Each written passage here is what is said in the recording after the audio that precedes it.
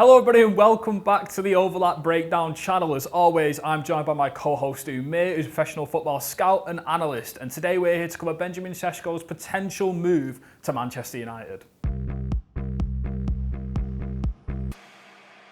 Okay, welcome back to the channel. We're here to cover one of the biggest potential moves of the summer, which is Benjamin Sesko going to Manchester United. And we've already covered him in general on the channel before. We did a piece when he was rumoured to go to Arsenal, which was more of sort of his fundamentals as a player. So if you do want to watch that, strengths and weaknesses, if you do want to watch that, please go check that out on the channel. It's probably one of our most researched pieces, so very, very good insight on him as a player. And while we will touch on the outsides of Sesko's profile, we're going to specifically put this down to Manchester United's usage of him and how he fits in this team. So if you didn't watch that video, Benjamin Sesko, for me, I'll reiterate off the top, I'm a massive fan of Benjamin Sesko. I actually tweeted in 2022 that I wanted him to replace Ronaldo. Technically, he might. After a few goals. after a few goals in the market, we might actually get there. But unfortunately, there's a lot more intangibles to talk about with this move. And the reason why I like him so much, just off the rip, is pace, power, jumping, athleticism, ball striking. Yeah. And he's one of them players who I look at, and whilst the technical side of the game is very much needed, and I still think there's a lot to improve on there, he strikes me as a player who can just score goals in many different ways. And we will touch on why that's the case. But in terms of him moving to Manchester United, the biggest problems that fans are finding with this transfer is sort of the use of the money. It is rumoured that his starting fixed fee is about £64 million, and I'm not sure whether or not United fans are keen to spend that money on what is being labelled as another project centre forward. And whilst I partially do agree with that, do you want to give your take on sort of the usage of Manchester United's money on this player? Yeah, look, Manchester United struggled last season for sure, and I think we've seen that the higher-ups have put their faith in Amorim. Amorim has a set way of playing, and he's not like the other coaches or some of the other coaches in the league where he kind of changed his style in a wholesale way to adapt to the quality of his players. He kind of wants to buy players or mould players into a style that works for him. Now, we know some of the glaring issues for this United squad last season in particular was the keeper, poor passing quality, especially, and some of the shot stopping quality as well wasn't great. The midfield, in my opinion, probably the biggest thing that needs addressing, even more so than the number 9. I know that people have said that United didn't score many goals last season. They massively underperformed their XG, but this is on the back of signing Mbeumo, signing Cunha as well, Amad Diallo playing more minutes now that he's fit as well. So in my opinion, I think a significant portion of the funds need to be allocated to the central midfield position, or you've got to come up with a brilliant, very intelligent kind of use of funds to get somebody who can fit in there, and that's a really astute buy. I don't know if there are those kind of players on the market right now, and if there is, can United scout and find them? Unknown to me yet. But certainly I think some of the other names, not Sesko for example, would boast a cheaper fee and therefore allow you to maybe spend more in the central midfield positions. I think that's probably the biggest concern, but with Mason Mount perhaps being a little bit more fit, with Bruno Fernandes getting that temperament that you need to play in that double pivot position, with Mainu's performances in pre-season perhaps being better in those deeper areas, you might get away with signing somebody less expensive in those centre midfield positions. I would allocate the funds differently, but Sesko has massive potential and massive upside, so maybe it's one that they're thinking for a couple of seasons and not only for this season now. Yeah, I think Manchester United fans have got very impatient with the signing in terms of it screams Højlund 2.0, and we will sort of cover that in the video as to why that isn't the case. So Benjamin Sesko in his entire footballing career at just 22 years old has got 82 goal involvements at just 22 already in his career. That is nowhere near, in terms of Højlund was nowhere near that goal return or even output at the time. And I want to stress this enough that this is a much more ready-made product, even though it's still not there. I want to really drill that home, because people are just going to hear that first sentence. Yeah, because it's almost really disrespectful to him as a player. This is a player who's played Champions League. He's got 14 goals for his country already. He's had numerous seasons where he's scored 10, 12 plus goals in the league, and this is a player who's been on the verge of making that jump. We've seen Arsenal linked to him earlier on in the window. Apparently the data and the analytics team at Arsenal had him as the first choice. Yeah. They kind of said that Gyökeres was, or those two players were on par with each other, but that they believed that Sesko had far greater potential upside. Yeah. So it was a fee and a negotiation issue that led them to go to Gyökeres anyway. So we're talking about the style of team and the quality of team that were interested in him. You know, is one of the best 2 or 3 teams in the league. Yeah, and I think it's really annoying because I was so big on him going to Arsenal because I think Arsenal could afford to have a project centre forward because he already had a ready-made centre forward who I think scored the most Premier League goals for them in the league in Kai Havertz. So they had the ability to bring in a young forward who could have that potential world-class elite centre forward, you know, potential eventually. With Manchester United, it feels like we've signed Mbeumo and Cunha, who are ready-made players now. Yeah. And it felt like the Watkins was the number 2, but we've been priced out of him because Villa want to hold on for 60 million plus. It feels like Watkins would have also illustrated that idea that we need to get good now. Yeah. We need to be challenging for top 4 and higher now. The difference with Sesko is you're now buying a player who's not the ready-made product, and can Manchester United afford, not just financially, but in terms of time, can they afford to put the time into another project centre forward for premium money to eventually make it work, and can he be the answer? For me, I love him. So I can't say that he won't do it at Manchester United, but I think you have to contextualise this player going to Manchester United instead of Arsenal, and the difference in environment and the difference in terms of the time you get to succeed is brilliant. In comparison to Manchester United. So, yeah, I want to touch on sort of what he looks like, Benjamin Sesko, as a player when we're comparing him to Manchester United's current 2 centre-forwards, who are Xerxes and Højlund. So, and Maguire and Mainu. And Maguire and Mainu, yeah, when they have played there. Yeah. So his minutes per goal is 185 minutes per goal per night in the league. And Xerxes is 464, or Højlund's is 503. So immediately, he's already a tenfold better goal scorer per minute on average than them 2. Touches, he actually has more touches than Højlund by 12, but 3 less than Xerxes, showing that he gets more involved in the build-up than Erasmus Højlund. And we'll speak about He's it not later. far off of Xerxes, who's a very touch-heavy. Yeah. And we will talk about, me and you spoke off camera, about the style, and we mentioned this in the Arsenal piece, sort of the Leipzig style, but I've gone away and I've sort of challenged my biases and gone a bit deeper into the player. And I do think, because of the way they play the 4-2-2, which he basically has him as a left forward here and he's dropping very deep, I did think that was very tactical. But now I was noticing when I was looking at Sesko that he doesn't handle the contact on his back very well. So if we're talking, if this is a central defender, if he pushes up high here, he doesn't trap the ball extremely well. So he often actually detaches and to get himself more space. Now, that is a good thing and a bad thing because the size and the pace and the power of the player should be pinning high and should be running beyond and should be also threatening with these angled runs running here, behind, where he's also coming here because he's not comfortable with the back to goal pressure on his back yet. Yeah, it's probably a matter of both things together. Yeah, exactly. So I have gone away and I've challenged my biases, and I do think it partly is down to the way Leipzig play with the 2 split strikers, which we covered massively in the Arsenal piece, but that is something that he might still struggle with moving to Manchester United. Now, I want to show you again on the screen with the per 90, his duels won, his duels winning success rate, his aerial duels won, and his aerial success rate is 57.4% in comparison to Xerxes' 30% and Højlund's 25%. So he is a mammoth in terms of his aerial work. And yeah, can you explain to me why Sesko being a better dueler than Xerxes and Højlund, especially when these balls are coming into him, why that's a better fit for what Manchester United want right now? Yeah, look, I'm just going to rearrange the board to highlight how Manchester United have built up in pre-season and also what they've done kind of in parts of last season as well. But they kind of had 3 at the back. I think in the game against Bournemouth, actually, once they were out of that initial kind of goalkeeping phase, their build-up was 3 with Euro here, Luke Shaw here, and then they had Maguire initially here, and then they had your Casemiro and Bruno Fernandes here. Amad Diallo as a left-footed player dropping in here, and then you had Dorgu high up the pitch here.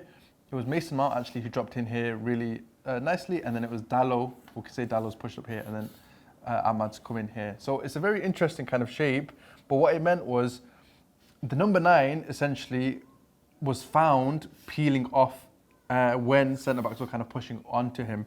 Mason Mount was really brilliant because he moved away from his left wing position, or left 10 position rather, to become an extra body once they did progress play, often went into these wide areas with Euro. Ahmad, with his back to goal, found your central midfielders in these areas, and then they found one of these front 2 players.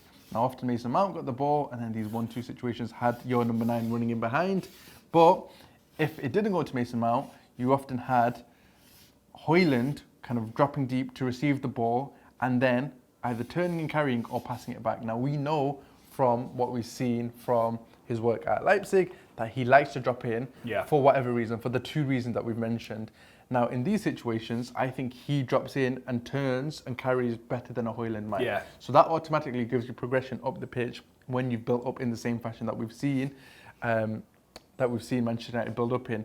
He can also kind of come to these areas, and that suits his left striking kind of carrying position that we've seen in the season gone by as well. And then with aerial duels, for example, let's say you're kind of under a lot of pressure, especially with the left footer here. We've seen these sweeping kind of long passes, and that can go into his chest, where he can do decent hold up. It can go into his head, where he can flick the ball on for a runner, and we've got a good stat about that. Or you can go directly long from your keeper into him and ask him to win the duel there. So there's kind of 3 solutions, and he kind of can do a bit of all of those. The weakest one would be if he had a really strong central defender on his back, but there's still a ways around that. But yeah, I just wanted to highlight a little bit about that kind of flick-on metric that we mentioned, because that can come from here or it can come from here. And with the 2 10s in the team, Mbeumo and Cunha, for example, next to him, that will be something that's really important to kind of know going into next season. If you're enjoying the video and want more tactical analysis and podcasts, please press the subscribe button below and hit the bell to enable post notifications. So as Umir's mentioned, we actually have a really good stat in favour of Sesko for flick-ons and for hold-up play. So last season, Xerxes, Højlund and Sesko attempted Xerxes 21, Højlund 17, Benjamin Sesko 49. This is for flick-ons. So this is one-touch flick passes in behind the defence by Opta, that's the definition. But the success rate on them, Xerxes only had 6 successful, Højlund 1 and Sesko 14. So the percentages, actually Xerxes and Højlund have this, Xerxes and Sesko actually have the same success rate percentage-wise, but Højlund has 5.9% for his flick-on success rate. Now, obviously Sesko's will be better because he's playing next to Lois Openda, who's very much a runner in behind. And gets close to him as well. Yeah. The difference between last season under Amorim and this season under Amorim, hopefully, is the addition of the 2 10s, who me and Umir have both covered on the channel, and their best attributes mainly are these sweeping runs, especially Bryan Mbeumo. And if we're talking about sucking the press onto Manchester United, when they struggle in deep build-up, we see a lot of direct long goalkeeper kicks. If that is going into Sesko, and we can drill these moments where we maybe have the wing backs really deep and it opens up these massive pockets of space and we can get Mbeumo running off. If we can use Sesko as that pillar, as that target man, and we actually use the flick-ons that he's really good at, his hold-up play, then we can sort of see Manchester United attack bigger spaces. And that is what, for me, the signings point towards. Now, for Manchester United, I know Ruben Amorim wants to have a lot of control, but in terms of the structure and where the personnel is, sometimes the only option is to go long into the centre forward. The ability in them centre forwards to pluck the ball has not been good enough last season. It's been awful. And Sesko, his ability to knock that down and actually play is better than both Xerxes and Højlund. And that is a fact, going off the stats. And while Xerxes is much more this fluid number 9 who drops in, and I don't disagree with people who say he's going to have a different sort of season in comparison to last season because he did finish it sharp, Sesko offers you a different level of pillar to aim at. And yeah, I wanted to touch on sort of his numbers do need contextualising. Yeah. We did this massively in the Arsenal piece, but his goal rate, his return on his goals, I think is 0.64 per 90 in the Bundesliga since he's moved to Leipzig. That is very impressive for a striker of his age. And that is because he hasn't played as many minutes as some of the other strikers, therefore his per 90 numbers are better. Do you think, how do you account for the United tax? Yeah. how do you account for him moving from Bundesliga to the Premier League, but not just to the Premier League, to Manchester United? Typically, I would say that we've seen him in certain situations, and if United can't get him in those situations, we'll probably see a drop-off in his numbers. Now, that's probably something that I've raised about the 210s behind him that have been signed, because again, all three of these players are players who like to carry. At the end of their carries, they can take shots from distance and they can force the issue because they're all top ball strikers. And that's certainly true, but I think one thing that's different with Sesko would be the fact that although in those situations, and I think United will still get those situations, he can thrive. When United pen teams in, and that's probably what they're aiming towards doing, I think he has a lot of potential as sort of maximising his quality as a box number 9, and we've not necessarily seen him kind of have the ability to showcase that quality of what he can do in the box for large parts of the game. Now, of course, he's got brilliant ball striking in and around these areas from distance, but let's not forget he's a 6'5" player with an incredible leap on him. There's no reason why he can't end up at the back post here, and we've seen Mbeumo as well in these positions kind of freeze his defender, take these sort of fake shots or fake crosses, get a yard of space, and then put these really enticing crosses to the back post where, if in theory you've got a Sesko there, you'd expect 5 or 6 headed goals a season. Yeah. Why not? Absolutely. Against a set block, it's 100%. A great method for Sesko. Absolutely. And you've also got, for example, a proper wing-back, a left-footed wing-back in Dorgu who can play these cutbacks and crosses as well. Well, take Højlund's goal against Bournemouth in the pre-season, a right-footed cross across the face of the goal. Yeah, a little bit deeper, and Højlund actually for that goal made a really nice movement by hanging in his blind side and kind of darting forward and getting that header. There's no reason why Sesko couldn't do that, but also he gives you the option to peel back and get those headers at the back post. So from a set block perspective, I think there's a big upside that perhaps we've not seen in the other two strikers. Xerxes, I'm a huge fan of, but he's not a player who has great box instincts. He likes to do a lot of his work associating with other players close by. So I think as much as his opportunity to do what he did at Leipzig might diminish because it's split between two other really strong players, he'll have great quality in attacking the box himself and working with Mbeumo in the same fashion that I think a Tony and an Mbeumo perhaps did when Mbeumo was at Brentford. Yeah, it's brilliantly said. I think, like I said to you, I really do rate the centre forward. I just think he's like the perfect project number 9, and it's really annoying that I'm really happy he might be moving to Manchester United, but it's really annoying that we might not be able to give him the time and the development to actually come into it because there's so much pressure. I always say at United, it's very hard for players because there's such high expectations historically from the fans, and especially if you're spending big money on a player, and he's been hyped up to be the next big thing. At times, especially sort of in certain social media channels, it can get very sort of critical and very toxic. And for a young player, it's about that mentality of kind of keeping that off of your head.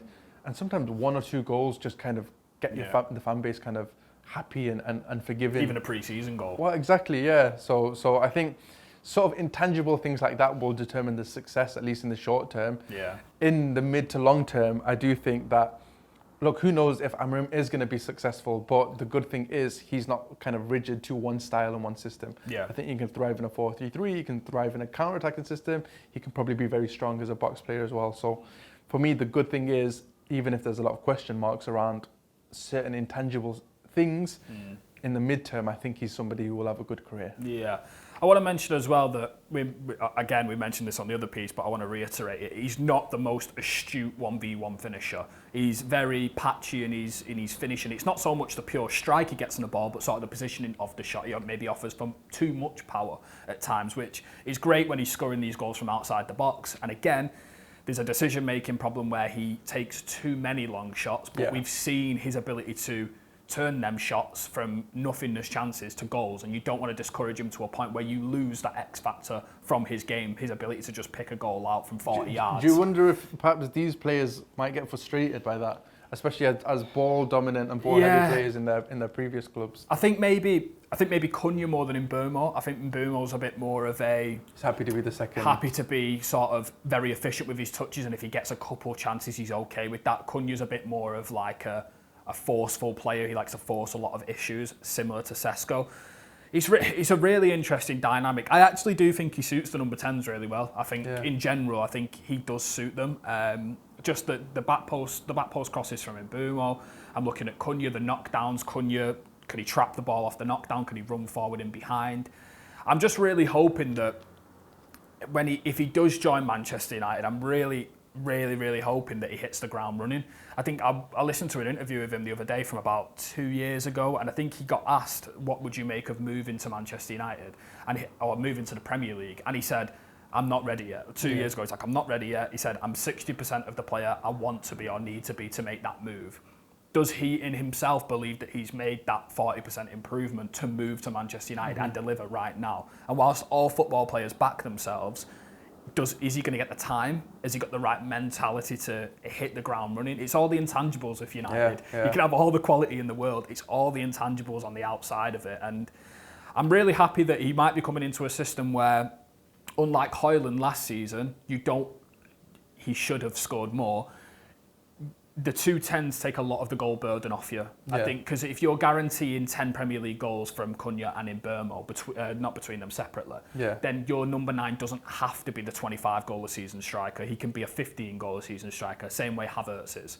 They're the big questions about Sesko. I don't deny that he's an absolutely fantastic prospect, and I think he has been for years. And in terms of the young striker market, he's one of the best options out there. I think the fee is steep. I think Manchester United have got a lot of square pegs in round holes. I think there's a lot to improve.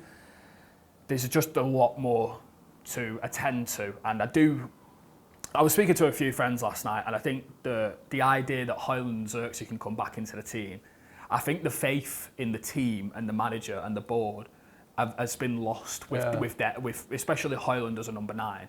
And I think once you've lost that faith and you try and force a player into form and it doesn't work, you have to move on. I think it's hard to spend that much money on Højlund and then sell him at a loss so soon after. It's not a really sensible process. And then if Sesko, for example, isn't good for the next season or two, do you do the same thing with him? In my head, it's not feasible, and perhaps you get one go at doing that.